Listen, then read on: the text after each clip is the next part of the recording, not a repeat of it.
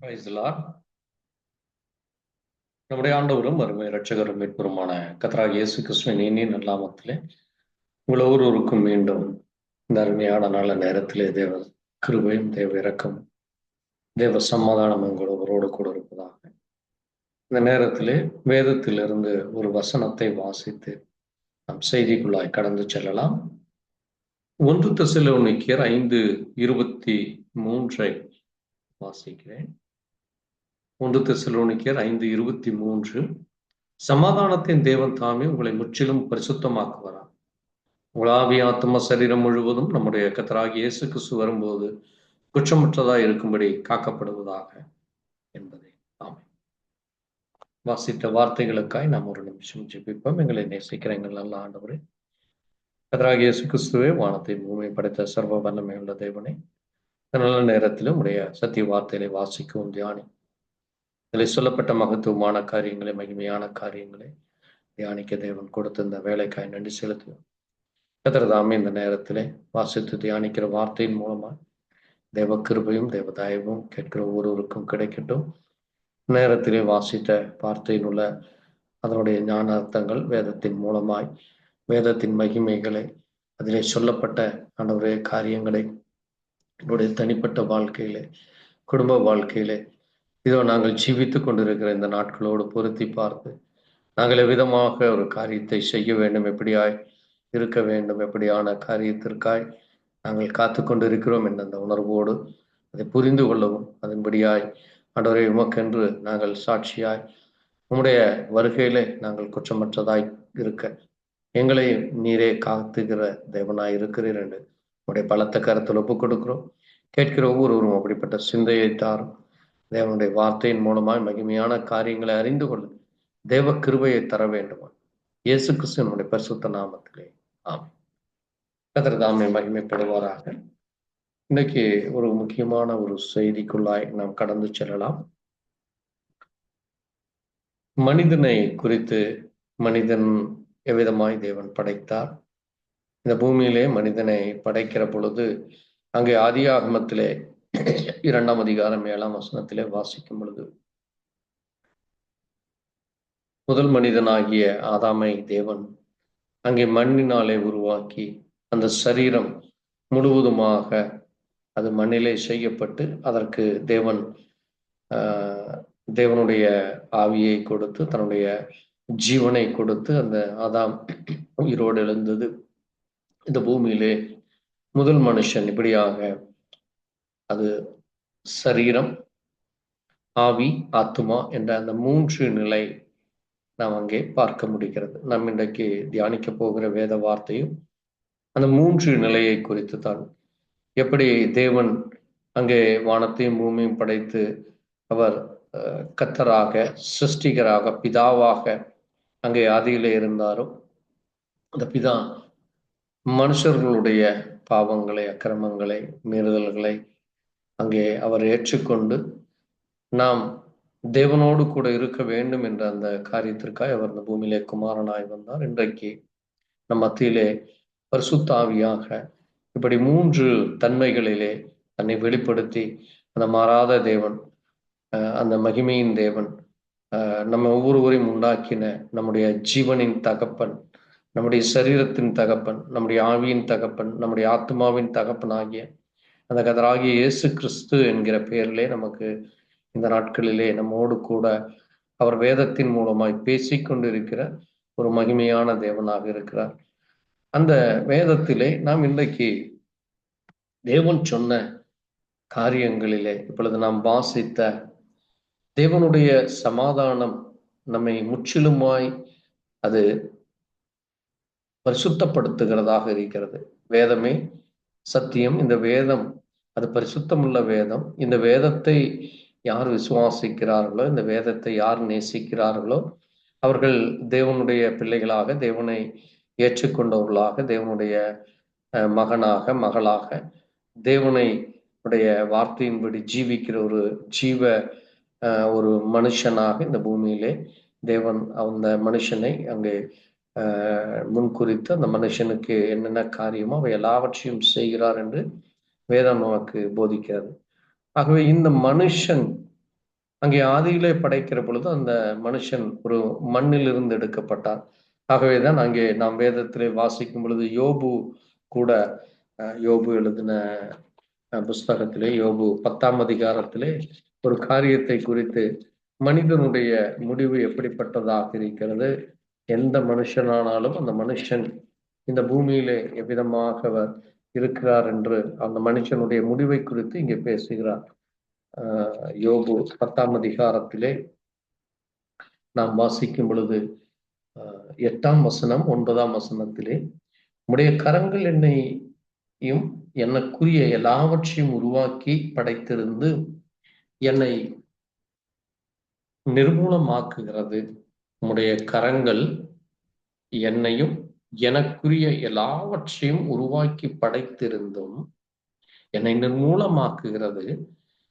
களிமண் போல என்னை உருவாக்கினீர் என்பதையும் என்னை திரும்ப தூளாக போக பண்ணுவீர் என்பதையும் நினைத்தருளும். நீர் என்னை பால் போல வார்த்து தயிர் போல உறைய பண்ணினீர் அல்லவோ. தோளையும் சதையும் எனக்கு தரித்து எலும்புகளாலும் நரம்புகளாலும் என்னை இசைத்தீர். எனக்கு ஜீவனையும் தந்து அல்லாமல் தயவையும் பாராட்டினீர். உம்முடைய பராமரிப்பு என் ஆவியை காப்பாற்றினது என்று இங்கே அவர் மிக அருமையாக ஒரு மனிதனை, அந்த மனிதன் எவ்விதமாக படைக்கப்பட்டான், அந்த களிமண்ணிலே படைக்கப்பட்ட மனுஷன், அந்த மனுஷன் எப்படி அந்த களிமண் மண்ணிலிருந்து எடுக்கப்பட்டதோ, அந்த பூமியிலிருந்து எடுக்கப்பட்டதோ, அதே போல அந்த மனுஷன் திரும்பவும் இந்த பூமிக்கு திரும்புவான். ஆனால் படைப்பிலே அந்த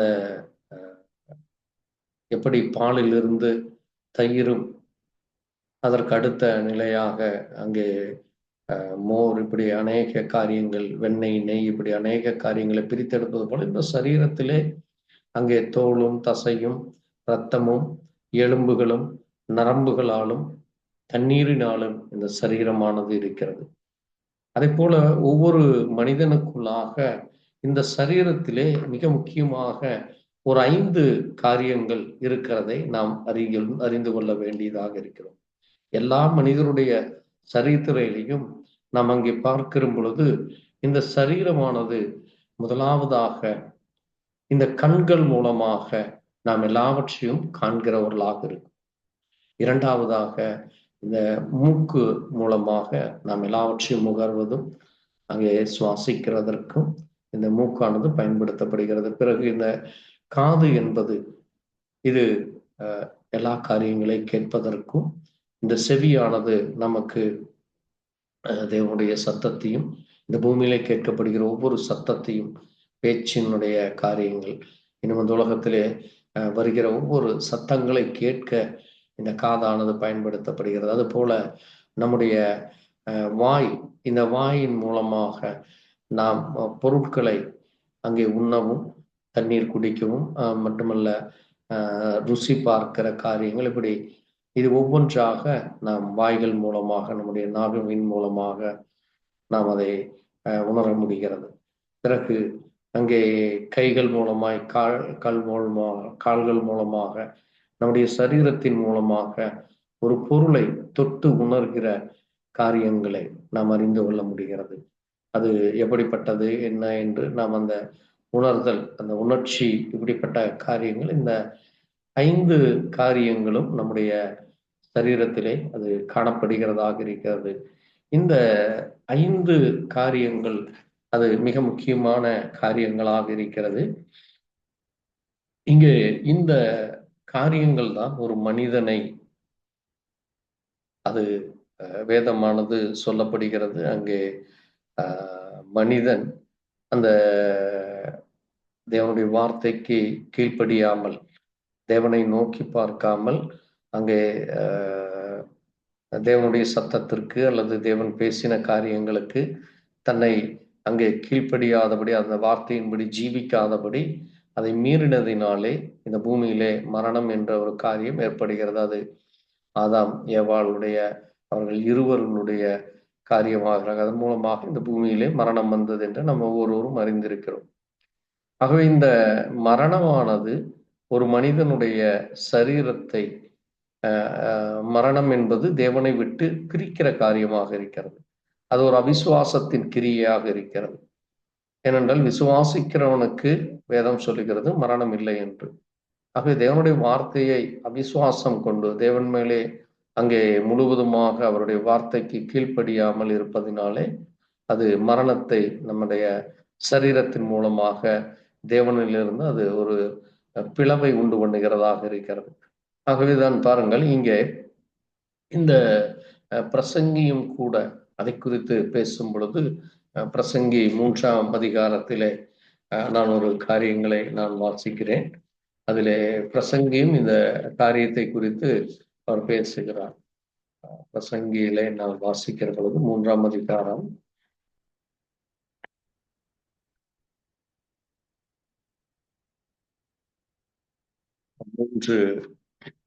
19 மற்றும் 21 மனுபுத்திரருக்கு சம்பவிக்கிறது மிருகங்களுக்கும் சம்பவிக்கிறது. அவர்களுக்கும் இவைகளுக்கும் ஏக உண்டு. இவைகள் சாகிறது போலவே அவர்களும் சாகிறார்கள். ஜீவன்களுக்கெல்லாம் சுவாசம் ஒன்றே. மிருகத்தை பார்க்கலும் மனுஷன் மேன்மை உள்ளவன் அல்ல. எல்லாம் மாயே. எல்லாம் ஒரே இடத்துக்கு போகிறது. எல்லாம் மண்ணிலே உண்டாகி மண்ணுக்கு திரும்புகிறது. உயர ஏறும் மனுஷனுடைய ஆவியை தாழ பூமியில் இருக்கும் மிருகங்களுடைய ஆவியை அறிகிறவன் யார் என்று இங்கே பார்க்கிறோம். ஆகவே இந்த சரீரமானது இது மண்ணுக்கு திரும்புகிற காரியமாக இருக்கிறது என்று அங்கே நம்முடைய முன்னோர்கள் வேதத்திலே அதை கண்டறிந்து மனுஷனுடைய ஜீவனும் மற்றும் மிருகங்களுடைய ஜீவன்களும் அவனுடைய சுவாசம் எல்லாம் ஒன்றாக இருக்கிறது. ஆனால் இங்கே நாம் ஒரு காரியத்தை பார்க்கிற பொழுது உயர ஏறும் மனுஷனுடைய ஆவியும் தாழ பூமியில் இருக்கும் மிருகங்களுடைய ஆவியும் அறிகிறவன் யார் என்று அங்கே நாம் பார்க்கிறோம். ஆகவே தேவன் ஒரு மனிதனை தன்னோடு கூட வைத்து கொள்ள, தன்னோடு கூட அங்கே என்றைக்கும் இருக்கும்படியாக செய்த மனிதன் தேவனிடத்திலிருந்து கிடைக்க வேண்டிய அந்த ஆசீர்வாதத்தை இழந்து போனதினாலே அங்கே மரணம் ஒன்று தேவன் அங்கே வைத்த சொன்ன காரியத்தை அவர்கள் கீழ்ப்படியாததினாலே அந்த மரணம் ஒன்று ஏற்படுகிறதை நம்ம பார்க்க முடிகிறது. ஆகவேதான் பாருங்கள், இங்கே இந்த சரீரம் என்பதை எபிரேய மொழியிலே பாசார் என்பார். BASAR பாசார் என்று சொல்வார்கள். கிரேக்க மொழியிலே சோமா SOMAH சோமா என்று சொல்வார்கள்.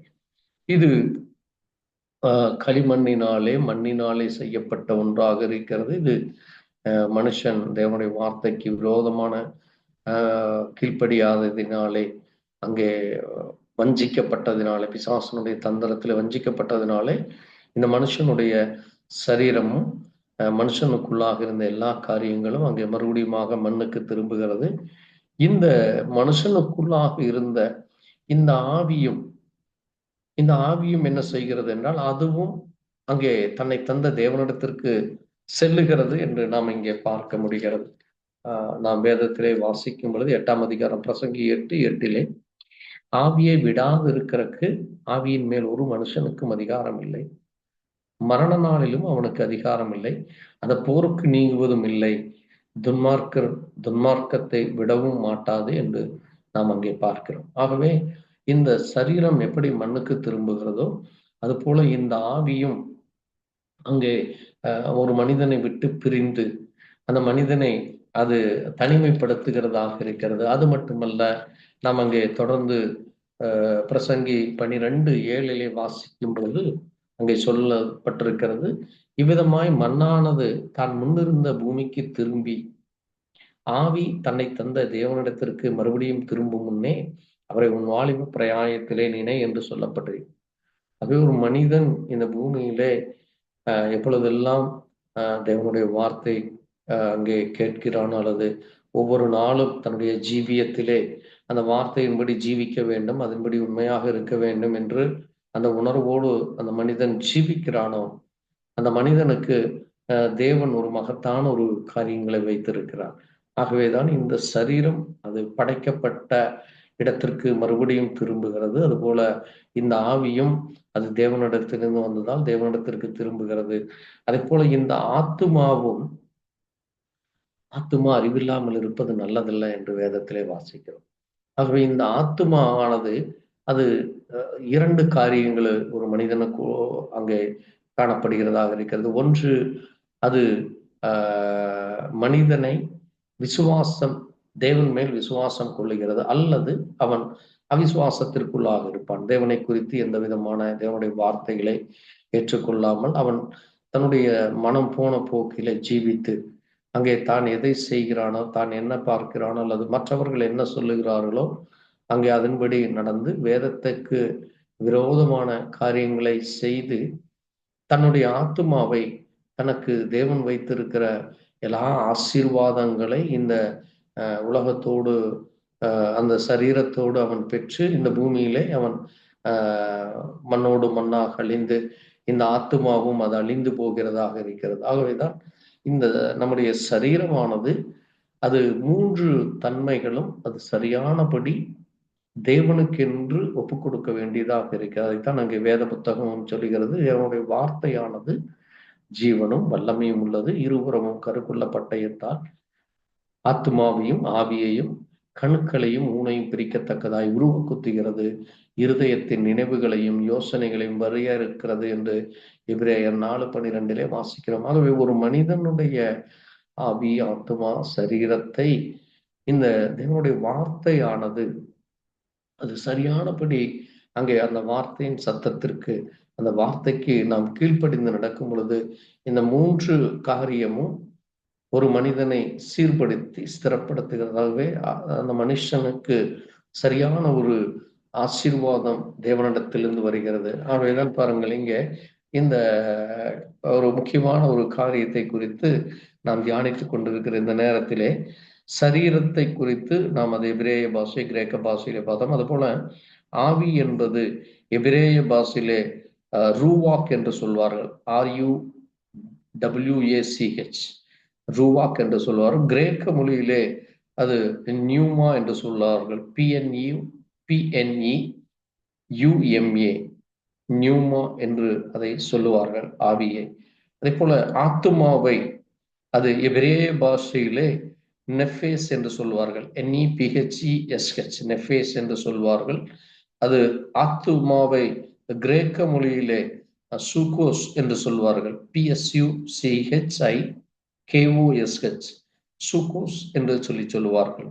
ஏன் இதை நான் அங்கே இந்த பாஷைகளிலே சொல்லுகிறேன் என்றால், வேதத்திலே நாம் வாசிக்கிற ஒரு சில இடங்களிலே நம்முடைய டிரான்ஸ்லேஷன்ல சிறிதளவு அங்கே ஆவி, ஆத்மா, சரீரத்தை குறித்து சில பாஷைகளிலே அது சரியானபடியாக அது புரிந்து கொள்ள முடியாத அளவுக்கு ஒன்றோடு ஒன்று இணைந்ததாக காணப்படுகிறது. ஆகவேதான் பாருங்கள், இங்கே ரோமர் 12:2 நாம் ஒரு காரியத்தை வாசிக்கிற பொழுது நம்முடைய மனம் என்று நம்ம அங்கே வாசிக்கிறோம். ஆகவே இந்த மனம் என்பது அது உள்ளான மனுஷனுடைய அந்த ஆத்மாவை குறிக்கிறதாக இருக்கிறது. அந்த அதிகாரத்திலே அந்த வசனத்தை நான் வாசிக்கிறேன். ரோமர் 12:2, நீங்கள் இந்த பிரபஞ்சத்துக்கு ஒத்த வேஷம் தெரியாமல் தேவனுடைய நன்மையும் பரிபூர்ண பிரியவுமான சித்தம் இன்னதென்று பகுத்தறியத்தக்க உங்கள் மனம் புதிதாகிறதுனாலே மறுரூபமாகுங்கள் என்று நாம் இங்கே பார்க்கிறோம்.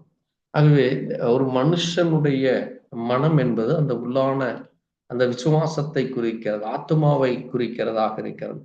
அந்த விசுவாசம் அதைத்தான் அங்கே மேலே 1ஆம் வசனத்திலே ரோமர் 12:1 நீங்கள் உங்கள் சரீரங்களை பரிசுத்தமும் ஜீவனுள்ள உங்கள் சரீரங்களை பரிசுத்தமும் தேவனுக்கு பிரியமான ஜீவ பலியாக ஒப்பு கொடுக்க வேண்டும் என்று உங்கள் தேவனுடைய இரக்கங்களை முன்னிட்டு உங்களுக்கு வேண்டிக் கொள்கிறேன், இதுவே நீங்கள் செய்யத்தக்க புத்தியுள்ள ஆராதனை என்று சொல்லப்பட்டிருக்கிறது. ஆகவே இந்த சரீரமானது, இந்த சரீரத்திற்குள்ளாக இருக்கிற இந்த ஆவியானது, இந்த இரண்டும் சேர்ந்து அது ஒரு புத்தியுள்ள ஆராதனையை செய்ய நம்முடைய மனம் புதிதாக வேண்டியதாக இருக்கு. அதைத்தான் அங்கே ஆண்டவராக இயேசு கிறிஸ்துவும் அங்கே யோவான் 3ஆம் அதிகாரத்திலே அவர் அந்த காரியங்களை குறித்து சொல்லுகிறார்.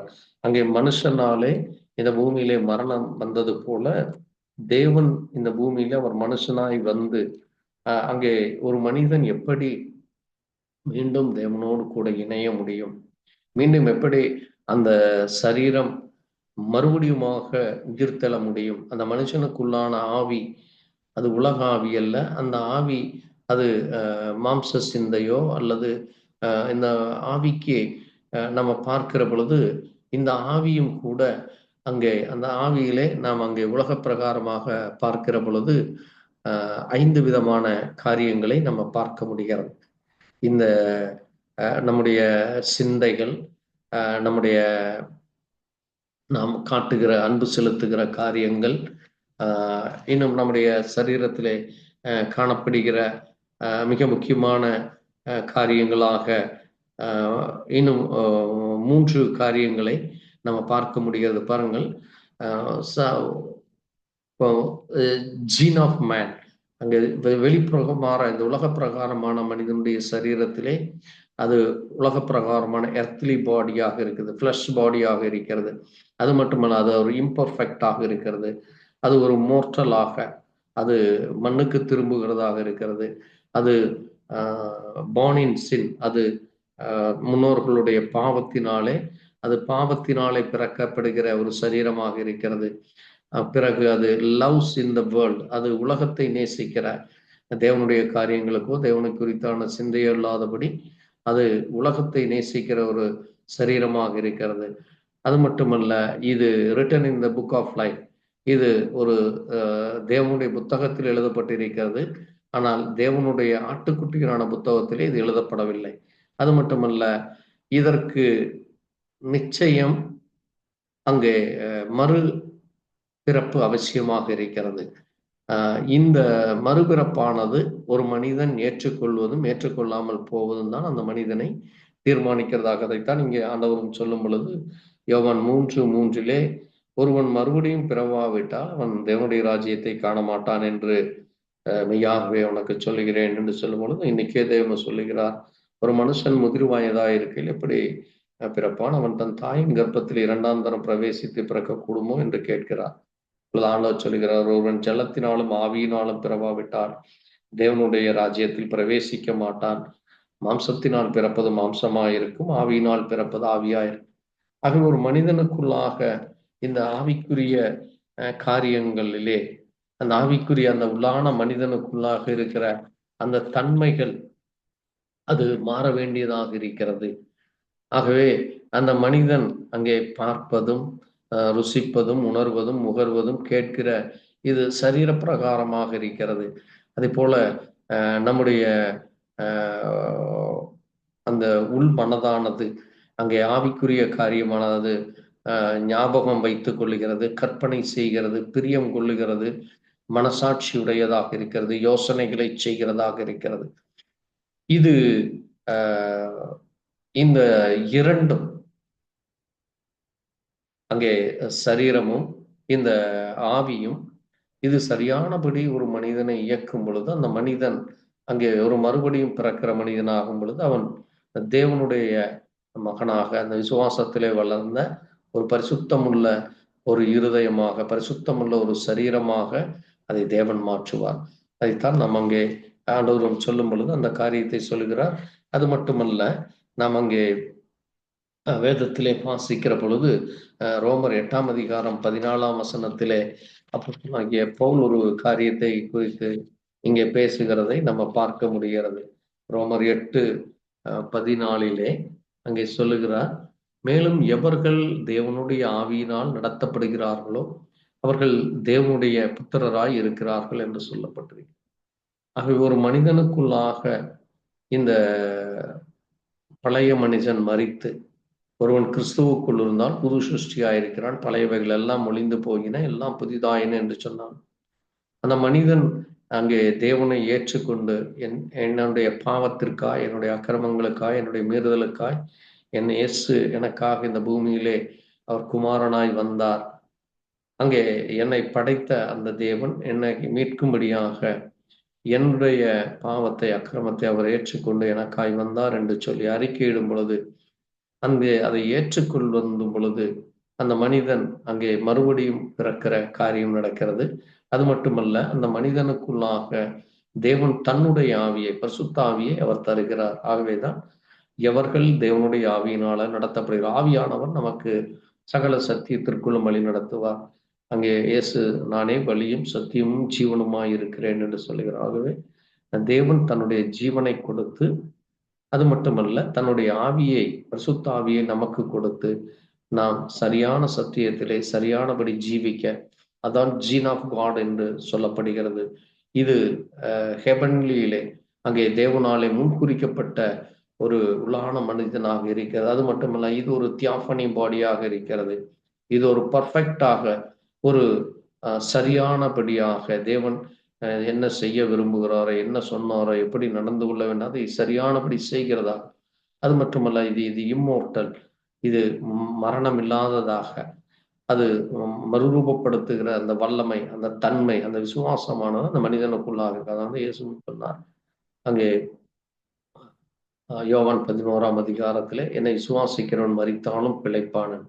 அது ஒரு மனிதன் தேவனை முழு இருதயத்தோடு முழு ஆத்மாவோடு அவரில் அன்பு கொண்டு அவரை விசுவாசிக்கிற பொழுது அவனுக்கு அந்த சரீர பிரகாரமாய் அங்கே மரணம் ஏற்பட்டாலும் அந்த ஆத்மா, அந்த ஆவியானது தேவனுடைய வல்லமையினாலே தேவனிடத்திலே சென்று அது மீண்டுமாய் திரும்ப வந்து அது மறுபடியுமாக அது உயிர் தெழுந்து அது தேவனோடு கூட என்னென்றைக்கும் இருக்கிறது. அது மட்டுமல்ல, அது ஒரு சின்லெஸ்ஸாக இருக்கிறது.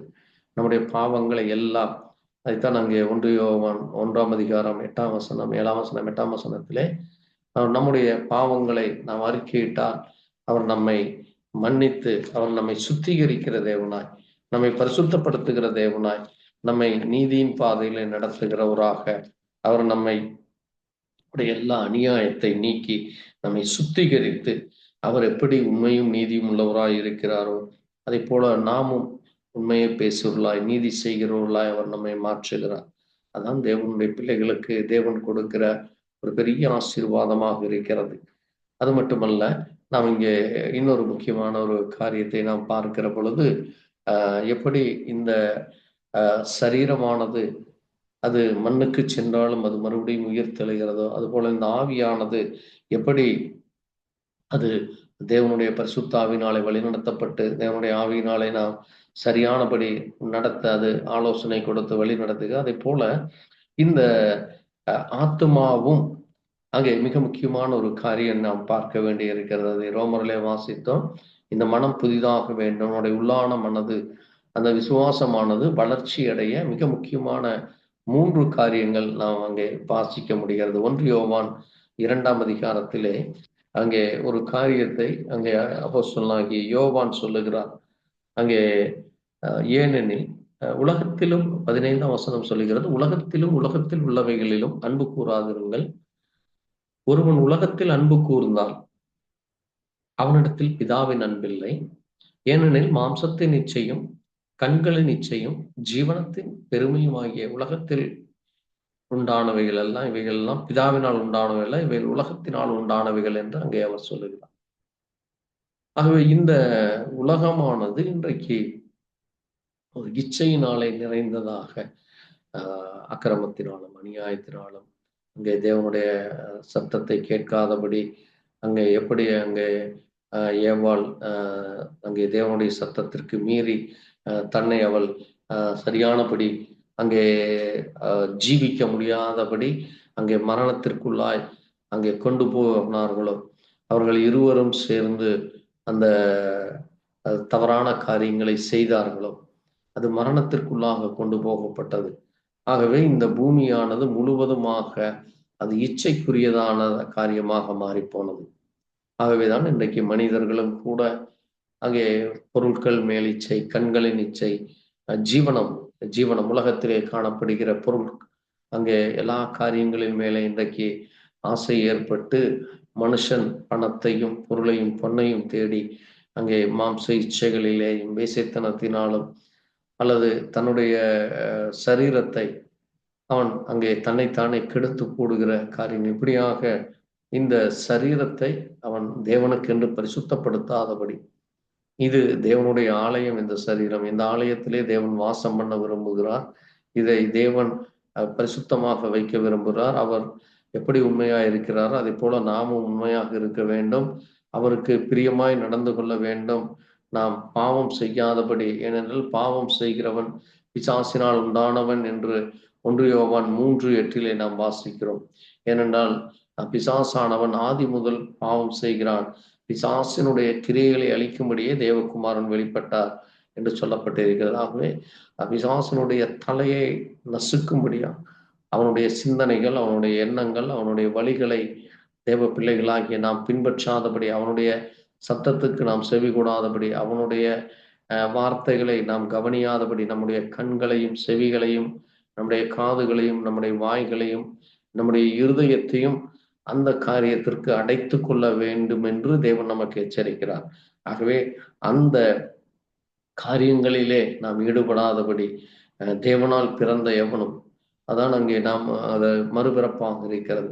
ஆகவே இந்த பூமியிலே பிறந்த எந்த ஒரு மனிதன் ஆனாலும் சரி, அந்த மனிதன் நிச்சயமாகவே அவன் மறுபடியும் பிறக்க வேண்டும். அவன் கர்த்தராகிய இயேசு கிறிஸ்து நாமத்திலே ஞானஸ்நானம் எடுத்துக்கொண்டு அங்கே பரிசுத்த ஆவியினாலே நிறைந்து தேவனுடைய வார்த்தையின்படி ஜீவிக்க வேண்டும். ஏனென்றால் அங்கே ஆதாமும் ஏவாளும் தேவனாலே பிறக்கப்பட்டு தேவனாலே வழிநடத்தப்பட்டார்கள். ஆனால் அவர்கள் தேவனுடைய வார்த்தைக்கு கீழ்ப்படியாததினாலே அவர்களுக்கு மரணம் என்று வந்தது. பிசாசினுடைய சத்தத்துக்கு அவர்கள் செவி கொடுத்து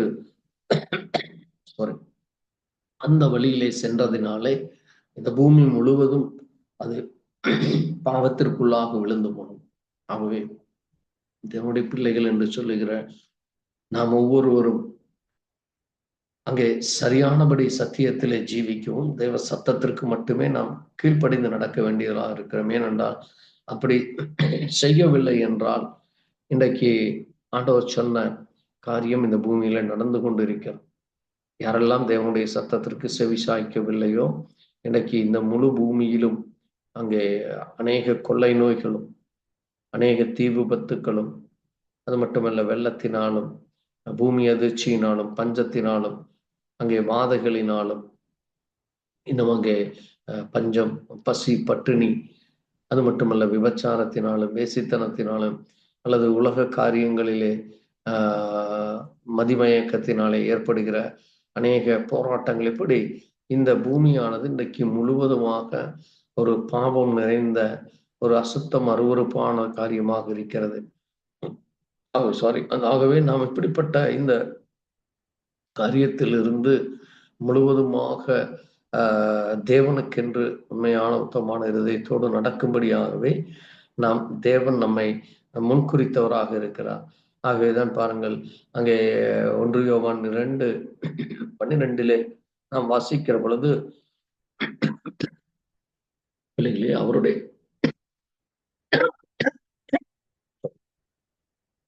அவருடைய நாமத்து நிமித்தம் உங்கள் பாவங்கள் மன்னிக்கப்பட்டிருக்கிறதால் உங்களுக்கு எழுதுகிறேன். பிதாக்களே, ஆதி முதல் இருக்கிறவரை நீங்கள் அறிந்திருக்கிறதுனாலே உங்களுக்கு எழுதுகிறேன். வாலிபரே, பொல்லாங்கனை நீங்கள் ஜெயித்ததினால் எழுதுகிறேன். பிள்ளைகளே, நீங்கள் பிதாவை அறிந்திருக்கிறதுனால் உங்களுக்கு எழுதுகிறேன் என்று சொல்லி சொல்லுகிறார். ஆகவே நாம் தேவனுடைய நாமத்தை அறிந்து அங்கே தேவன் எனக்கு மன்னிப்பை கொடுத்திருக்கிறார், தேவன் எனக்கு அவர் பொல்லாங்கையனை ஜெயிக்கும்படியாக அவர் ஜெயங்கொண்டு அங்கே அந்த பிசாசினுடைய சிந்தனைகளை, அவனுடைய வழிகளை, அவனுடைய யோசனைகளை, அவனுடைய திட்டங்களை நாம் செய்யாதபடி, அவனுக்கு பின்னாலே செல்லாதபடி, அந்த அழிவுக்குரிய மனுஷனாகிய அந்த பழைய பாவ மனுஷன் அந்த சரீரத்தை நாம் அங்கே புது சரீரமாக மாற்ற தேவன் நம்மை விரும்புகிறார். அதைத்தான் நாம் இங்கே வாசித்த 1 தெசலோனிக்கேயர் 5ஆம் அதிகாரத்திலே அதை நான் மறுபடியுமாக வாசித்து நான் உங்களுக்கு சொல்லுகிறேன். பாருங்கள், சமாதானத்தின் தேவன் தாமே உங்களை முற்றிலும் பரிசுத்தமாக்குவாராக. ஏனென்றால் இந்த சரீரம் அது பாவத்தினாலே பிறந்து ஒரு அசூசியாகப்பட்டு ஒரு மரணத்திற்குள்ளாக செல்ல வேண்டிய சரீரமாக இருந்தது. தேவனிடத்திலே செல்ல முடியாதபடி என்னென்றைக்கும் அழிந்து போகிற நித்திய நரகத்திலே தேவனுக்கும் மனிதனுக்கும் எந்த தொடர்பும் இல்லாமல் முற்றிலுமாக வேறறுக்கப்படுகிற ஒரு சந்ததியாக நாம் இருந்து கொண்டிருந்தோம்.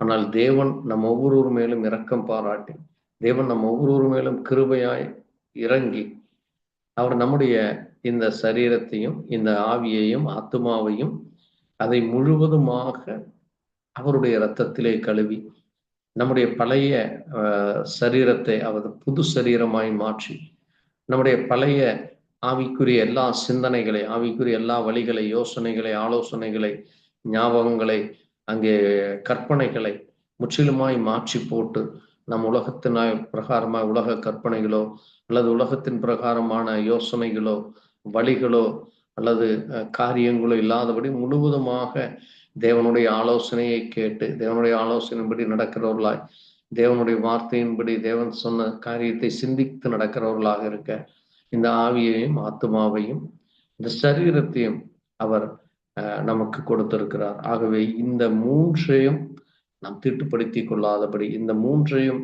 நாம் குற்றமற்றதாக காத்துக்கொள்ள வேண்டும் என்று அவர் நம்மை எச்சரிக்கிறார். ஏனென்றால் உங்களை அழைக்கிற ஒரு உண்மையுள்ளவர், அவர் அப்படியே செய்வார் என்று சொல்லி. ஆகவே இயேசு கிறிஸ்து தன்னுடைய ஜீவியத்திலே அவருடைய சரீரம் ஒரு பரிசுத்தமுள்ள சரீரமாயிருந்தது. அவருடைய ஆவியிலே அங்கே எந்த விதமான ஒரு கபடமோ எந்த விதமான ஒரு திட்டுப்படாத காரியங்கள் அவருக்குள்ளாக இருந்தது. அது மட்டுமல்ல, அவர் மனிதன் மேலே அன்பு செலுத்துகிறவராக இருந்தார். ஆகவேதான் அங்கே அவர் சொல்லும் பொழுது, அங்கே யோவான் சுவிசேஷத்திலே நாம் வாசிக்கிற பொழுது அங்கே அவர் எவ்விதமாக இந்த மனுஷர்களை நேசித்தார், எவ்விதமாக அவர் அங்கே நம்மை இந்த பூமியிலே அவர் நம்மோடு கூட இருந்து நம்மை வழி நடத்துகிறார் என்று அங்கே நாம் பார்க்க முடிகிறது. நாம் வாசிக்கும் பொழுது யோவான் 6ஆம் அதிகாரத்திலே அழிந்து போகிற போஜனத்திற்கு அல்ல, நித்திய ஜீவன் வரைக்கும் நிலைக்கிற போஜனத்திலே கிரியை நடப்பியுங்கள், அதை மனுஷகுமாரன் உங்களுக்கு கொடுப்பார், அவரை பிதாவாகிய தேவன் முத்திரித்திருக்கிறார் என்று சொல்லப்பட்டிருக்கிறது. ஆகவே நாம் இந்த பூமியிலே அழிந்து போகிற காரியங்களுக்காக இந்த சரீரத்தையோ அல்லது நமக்குள்ளாக இருக்கிற அந்த இச்சைகளையோ அல்லது நமக்குள்ளாக காணப்படுகிற எல்லா உலக பிரகாரமான காரியங்களை அல்ல, அதற்காக அல்ல, என்னென்னைக்கும் இருக்கிற அந்த நித்திய ஜீவனிலே நாம் நிலைக்க போகிறோம் என்ற அந்த நிலையான அந்த காரியத்திற்காகவே நாம் தேவனுக்காக தேவனுடைய வார்த்தை என்கிற அந்த அப்பத்தை, அந்த ஜீவ அப்பத்தை, அந்த ஜீவ தண்ணீரை நாம் பருக வேண்டியவர்களாக இருக்கிறோம். ஆகவேதான் ஆண்டவர் சொல்லும் பொழுது, வானத்திலிருந்து இறங்கின உலகத்துக்கு ஜீவனை கொடுக்கிற அப்பம் அது தேவன் அருளிய அப்பம், நானே அந்த அப்பம் என்று சொல்லுகிறார். ஆகவே தேவன் தம்முடைய சரீரத்தை, தேவன் தம்முடைய ஜீவனை நம்ம ஒருவருக்காக கொடுத்து பாருங்கள், நீங்கள் மனுஷகுமாரனுடைய மாம்சத்தை புசியாமலும் அவருடைய ரத்தத்தை பானம் பண்ணாமலும் இருந்தால் உங்களுக்குள்ள ஜீவன் இல்லை என்று அவர் சொல்லுகிறார். ஆகவே ஒரு மனிதனுக்குள்ளாக அங்கே காணப்படுகிற காரியமானது அது தேவனுடைய வார்த்தையை, அந்த ஜீவப்பத்தை, வார்த்தையே ஜீவப்பமாக இருக்கிறது. ஆகவே தேவனுடைய வார்த்தையை நாம் ஒவ்வொரு நாளும் புசிக்க வேண்டியதாக இருக்கிறது. ஆகவேதான் அங்கே பிசாசானவன் கூட இந்த கல்லுகளை அப்பமாக்கும் என்று சொல்லும் பொழுது ஆண்டவர் சொல்லுகிற அங்கே மத்தேயு 4ஆம் அதிகாரத்திலே அவர் அதைத்தான் அவனிடத்திலே சொல்லுகிறார். நான் வாசிக்கிறேன் பாருங்கள். பிசாசு அவரை நகரத்தின்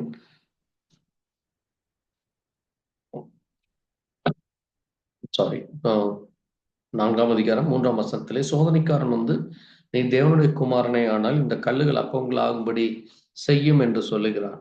அப்பொழுது அங்கே அவர் பிரதியுத்தரமாக, மனுஷன் அப்பத்தினால் மாத்திரமல்ல தேவனுடைய வாயிலிருந்து புறப்படுகிற ஒவ்வொரு வார்த்தையிலும் பிழைப்பான் என்று சொல்லும். ஆகவே இந்த வார்த்தை நமக்கு ஜீவனை கொடுக்கிறது, நம்மை பிளக்க வைக்கிறது, நம்மை அங்கே மரணத்தில் இருந்து தப்புவிக்க வழிகளை ஏற்படுத்துகிறது. ஏனென்றால் இந்த சரீரமானது மரணத்திற்கென்று அங்கே இந்த பூமியிலே நாம் இருந்து கொண்டிருக்கிறோம். ஆகவே மரணமில்லாத ஒரு சரீரம், மரணமில்லாத ஒரு ஜீவன் தேவன் நமக்கு கொடுக்கவே நம்மை அழைத்திருக்கிறார். ஆகவே அப்படிப்பட்டதான காரியத்திலே செல்ல தேவன் நம்மை முழுவதுமாக அழைத்து கொண்டிருக்கிறார். ஆகவே நாம் ஒவ்வொரு நாளும் தொடர்ந்து தேவனுக்கென்று இந்த பூமியிலே சாட்சி உள்ளவர்களாக, அங்கே பரிசுத்தம் உள்ளவர்களாக, உண்மையுள்ளவர்களாக நாம் ஜீவிக்கும் பொழுது இந்த சரீரம் முழுவதுமாக ஆவி ஆத்துமாவினாலே அங்கே தேவன் நம்மை முற்றிலுமாக பாதுகாத்து நம்மை அவர் வழிநடத்த அவர் வல்லவராக இருக்கிறார். ஆகவேதான் பாருங்க, நம்முடைய ஜீவியத்திலே நாம் மிக முக்கியமாக இந்த வெளிப்புறமான இந்த ஐம்புலங்கள் அது அது சரீரத்தோடு தொடர்பு கொண்டுள்ளதாக இருக்கிறது. ஆகவே தேவன் நமக்கு கொடுத்த இந்த ஐம்புலங்கள் இந்த பூமிக்குரிய காரியங்களாக பார்த்தல், ருசித்தல், உணர்தல், முகர்தல், கேட்டல் என்று நாம் கொண்டு பார்க்கிறோம். ஆகவே ஒரு மனிதனுக்குள்ளாக இது சரீர பிரகாரமாக இருக்கிறது. அதே போல அந்த ஆவிக்குரிய அந்த காரியங்களாக மனசாட்சி, அன்பு, அது மட்டுமல்ல அந்த சரீரமானது தேவனுக்குரிய காரியங்களுக்காக அங்கே நாம் ஒவ்வொரு காரியத்தை நாம் அதை தியானித்தோம். ஆகவே நாம் ஒவ்வொரு நாளும் அங்கே நாம் தேவனுக்காக அங்கே சரியானபடி நாம் அந்த காரியத்திலே நாம் ஜீவிக்கிற பொழுது நாம் அங்கே அதை நாம் சரீர பிரகாரமாக அங்கே பார்த்தலோ, ருசித்தலோ, உணர்தலோ, முகர்களோ இது சரீரத்திற்கு மிக அவசியமாக இருக்கிறது. ஆனால் அங்கே மனிதனுடைய ஆத்மாவிற்கு அந்த ஆத்மாவானது அது சரியானபடி ஒரு விசுவாசத்துல நிலைத்திருக்க வேண்டியதாக இருக்கிறது. ஆகவே பாருங்கள், இந்த ஆவிக்கு அது நமக்கு அது மனசாட்சி தேவைப்படுகிறது, அது நல்ல சிந்தனை தேவைப்படுகிறது, அங்கே நல்ல ஞானத்தோடு நடக்க அங்கே நமக்கு சரியான காரியங்கள் தேவைப்படுகிறது. ஆகவே பாருங்கள், இந்த சரீரத்திற்குள்ளாக இருக்கிற இந்த ஆவிக்கும் அது 5 உட்குழாய்களாக அது இருக்கிறது. ஆகவே பாருங்கள், சிந்தை, மனசாட்சி, அன்பு, அங்கே விவேகம், இப்படிப்பட்ட காரியங்கள் ஒவ்வொன்றாக நம்ம அதை எடுத்து பயன்படுத்தும் பொழுது நாம் ஞானத்தோடும் புத்தியோடும் சரியானபடி செய்கிற காரியங்களாக இருக்க அது தேவனை நம்மளோட கூட எந்த நாளும் இருந்து வழி நடத்துகிறதாக இருக்குது. ஆகவேதான் அங்கே உள்ளான மனிதன் அங்கே நாளுக்கு நாள் பலப்பட வேண்டும் என்று அங்கே 2 கொரிந்தியரிலே நாம் ஒரே ஒரு காரியத்தை வாசித்து நாம் முடிக்கலாம். 2 கொரிந்தியர் 4ஆம் அதிகாரம் 16ஆம் வசனத்திலே அங்கே அப்போஸ்தலனாகிய பவுல் ரோமருக்கு எழுதும் பொழுது இந்த காரியத்தை குறித்து சொல்லுகிறார். 2 கொரிந்தியர் 4:16 அங்கே நாம் வாசிக்கிறோம். ஆனபடியால் நாங்கள் சோர்ந்து போகிறதில்லை, எங்கள் புறம்பான மனுஷனானது அழிந்தும் உள்ளான மனுஷன் நாளுக்கு நாள் புதிதாக்கப்படுகிறது என்று சொல்லப்படுகிறது.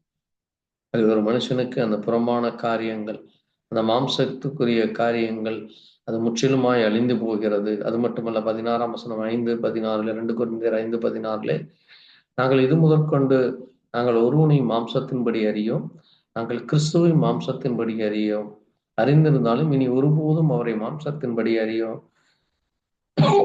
இப்படி இருக்க ஒருவன் கிறிஸ்துவுக்குள் இருந்தால் புது சிருஷ்டியாயிருப்பான், பழையவைகள் ஒளிந்து போயின, எல்லாம் புதிதாயின என்று சொல்லப்படுகிறது. ஆகவே நாம் ஒரு புது சிருஷ்டியாக, ஒரு புது மனுஷனாக தேவனுக்குள்ளாய் நாம் அங்கே மாற்றப்பட்டிருக்கோம். அதனாலதான் ஆண்டவர் சொல்லும் பொழுது கூட பிதாவானவர் ஒருவனை இழுத்துக் கொள்ளாவிட்டால் அவன் என்னிடத்திலே வரமாட்டான் என்று யோவான் 6ஆம் அதிகாரத்தில் அவர் சொல்லுகிறார். ஆகவே தேவன் நம்மை முழுவதுமாக அங்கே நம்மை எடுத்துக் கொள்ளுகிறார். அவர் நம்மை பயன்படுத்த விரும்புகிறார். ஆகவே நாம் நம்முடைய சரீரத்தை நாம் அவருக்கென்று ஒப்புக் கொடுக்கும் பொழுது அவர் சரியானபடியாக நம்மை அவர் வழி நடத்த விரும்புகிறார். ஆகவேதான் எபேசியர் 1:5 அவர் நம்மை உலகத் தோற்றத்திற்கு முன்பாகவே கிறிஸ்துவுக்குள் உங்களை முன்குறித்தேன் என்று சொல்லுகிறார். ஆகவே தேவன் நம்மை அவரோடு கூட இணைக்க விரும்புகிறார். அவரோடு கூட நாம் இருக்க வேண்டும் என்று விரும்புகிறார். அவர் பாவம் அறியாத அவர் நமக்காக பாவமானார் என்று அப்போஸ்தலனாகிய பவுல் அங்கே 2 கொரிந்தியர் 5:21ஆம் வசனத்திலே சொல்லுகிறார். ஆகவே நம்முடைய பாவத்தை அவர் ஏற்றுக்கொண்டு, நம்முடைய அக்கிரமத்தை அவர் ஏற்றுக்கொண்டு, நமக்காக அவர் சிலுவையிலே மரித்த அந்த காரியத்தை நாம் நினைவு கூர்ந்து தேவனுக்காக நாம் இன்னும் அதிகமான காரியங்களை செய்ய, தேவனுடைய வருகையிலே நாம் காணப்பட, கர்த்தர் நம்மை இன்னும் அதிகமாய் பயன்படுத்த நாம் ஒரு நிமிஷம் தேவ சமூகத்தில் நாம் ஒப்புக் கொடுத்து ஜெபிக்கலாம். எங்களை நேசிக்கிற எங்கள் நல்ல ஆண்டவரே, கர்த்தராகிய இயேசு கிறிஸ்துவின் அருமையான நிலையிலே உங்களுடைய சத்திய வேதத்தை வாசிக்கவும் தியானிக்கவும், ஆண்டவரே, ஒரு மனிதனுக்கு அங்கே சரீரம், ஆவி, ஆத்மா என்ற 3 காரியங்கள் இருக்கிறதை குறித்தும், இந்த 3ம் எவ்விதமாய் இந்த பூமிக்கு அது ஒரு மனிதனுக்கு, அது தேவனற்ற மனுஷனுக்கு அது ஒன்றுமில்லாத காரியமாய் தெரிகிறது. ஆனால் தேவனை உடைய பிள்ளைகளுக்கு இந்த மூன்றும் எவ்வளவு பரிசுத்தமாய் இருக்க வேண்டும், அது எவ்வளவாக தேவன் தங்குகிற ஆலயமாய் அதை பரிசுத்தப்படுத்தி கொள்ள வேண்டும். இந்த சரீரத்திலே தேவனுக்குரிய காரியங்களை செய்ய, தேவனுக்காக ஓட, தேவனுடைய காரியத்தை குறித்து சிந்திக்க, தேவனுடைய காரியங்களை குறித்து யோசிக்க, தேவனுக்கு பிரியமானதன்படியாக வாழ, இப்படியாக நீர் எங்களுக்கு உங்களுடைய வார்த்தையின் மூலமா எங்களை நீர் வழி நடத்துகிறேன். அது மட்டுமல்ல, எங்களுடைய உள்ளான மனுஷன் நாளுக்கு நாள் அது புதிதாகிறதாக இருக்கிறது. நீர் எங்களுடைய ஆவி, ஆத்மா, சரீரத்தை பரிசுத்தப்படும் நம்முடைய ஆவியை, பரிசுத்த ஆவி எங்களுக்கு கொடுத்து சமாதானத்தையும் தேவ அன்பையும் இரக்கத்தையும் கொடுத்து நாங்கள் ஜீவிக்க எங்களுக்கு பலனை கொடுக்கிறேன். அதற்காக நன்றி சொல்லி கேட்ட வார்த்தையின்படியா இன்னும் அநேக காரியங்களை உணர்ந்து கொள்ள, புரிந்து கொள்ள இந்த விரக்கம் தர வேண்டுமா இயேசு கிறிஸ்துவனுடைய பரிசுத்த நாமத்திலே கர்த்தர் தாமே எங்களை ஒருவரையும் ஆசீர்வதிப்பாராக. எங்களுக்காக, எங்களுடைய ஊழியர்களுக்காக ஜெபித்துக் கொள்ளுங்கள். தொடர்ந்து நாம் தேவ செய்தியை கேட்க, அநேக காரியங்களை செய்ய எங்களுக்காக ஜெபித்துக் கொள்ளுங்கள். கர்த்தர் உங்களோடு கொடுப்பாராக. ஆமென்.